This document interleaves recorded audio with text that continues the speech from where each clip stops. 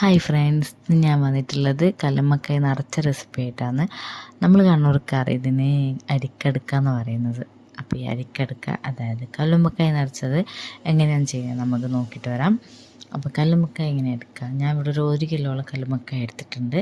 അപ്പോൾ നല്ല രീതിക്ക് ക്ലീൻ ചെയ്യാൻ, നല്ല പൊടി ഉണ്ടാവും, നല്ല ഇങ്ങനെ ചളി ഉണ്ടാവും. അപ്പോൾ നല്ല രീതിക്ക് ഞാനിവിടെ കത്രിക ഉപയോഗിച്ചിട്ടാണ് ചെയ്യുന്നത്. ആക്ച്വലി ഞാനല്ല, അമ്മയാണ് ചെയ്യുന്നത്.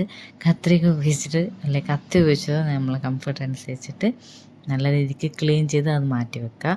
എന്നിട്ട് നമ്മൾ എടുക്കുന്നതാണ് അരിപ്പൊടി, പത്തിരിപ്പൊടി ഉള്ളതെടുക്കുക.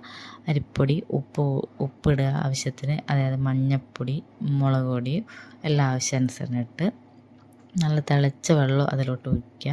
എന്നിട്ട് നല്ല രീതിക്ക് മിക്സ് ചെയ്യുക. കൈ കൊണ്ട് മിക്സ് ചെയ്യേണ്ട കേട്ടോ, നല്ല പൊള്ളും. തിളച്ച വെള്ളമാണല്ലോ നമ്മൾ ഒഴിക്കുന്നത്.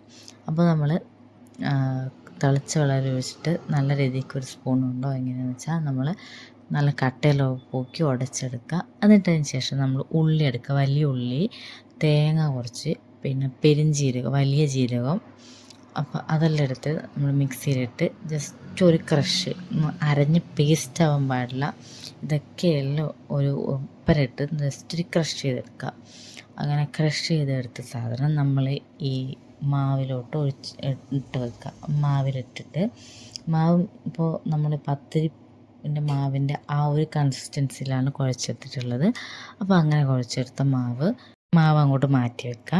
എന്നിട്ട് നമ്മൾ നേരത്തെ എടുത്ത് വെച്ച കല്ലുമ്മക്കായ ഉണ്ടല്ലോ, അതെടുത്തിട്ട് ഇങ്ങനെ ഓപ്പൺ ചെയ്യേണ്ട ഷെല്ല് ഇത് പൂട്ടിയിട്ടാണല്ലോ. അപ്പോൾ ഞാൻ കത്തി ഉപയോഗിച്ചിട്ട് അത് എല്ലാം ഓപ്പൺ ചെയ്ത് വെച്ചിട്ടുണ്ട്.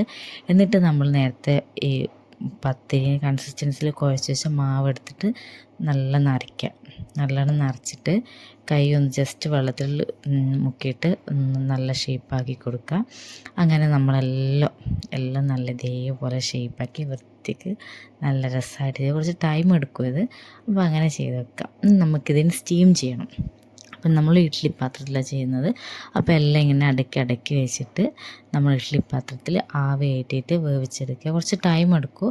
നല്ല രീതിക്ക് വെന്ത് വന്നിങ്ങനെ തുറന്ന് വരും. എന്നിട്ട് തണിയാൻ വേണ്ടി മാറ്റി വെക്കുക. തണിഞ്ഞ ശേഷം മാത്രം ഈ ഷെല്ലിൽ നിന്ന് കല്ലുമ്മക്കായ നിറച്ച് റിമൂവ് ചെയ്തെടുക്കുക. അങ്ങനെയെല്ലാം റിമൂവ് ചെയ്തെടുത്തിട്ട് പിന്നെ ഒരു പാത്രത്തിൽ കുറച്ച് മുളക് പൊടിയോ ഉപ്പും മഞ്ഞൾപ്പൊടി എടുത്തിട്ട് കുറച്ച് വെള്ളത്തിൽ മിക്സ് ചെയ്തെടുക്കുക.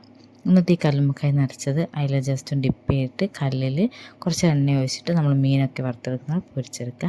നമ്മളെ കല്ലുമ്മക്കായ നിറച്ച് ഇവിടെ റെഡി ആയിട്ടുണ്ട്. നല്ല ചൂട് ചായയോ എരിവുള്ള കല്ലുമ്മക്കായ നിറച്ചതും വാ അടിപൊളിയായിരിക്കും. കണ്ണൂർക്കാർക്ക് പ്രത്യേകിച്ച് പറയേണ്ട, എല്ലാവരും കഴിച്ചിട്ടുണ്ടാവും. അപ്പോൾ എല്ലാവരും ട്രൈ ചെയ്ത് നോക്കും.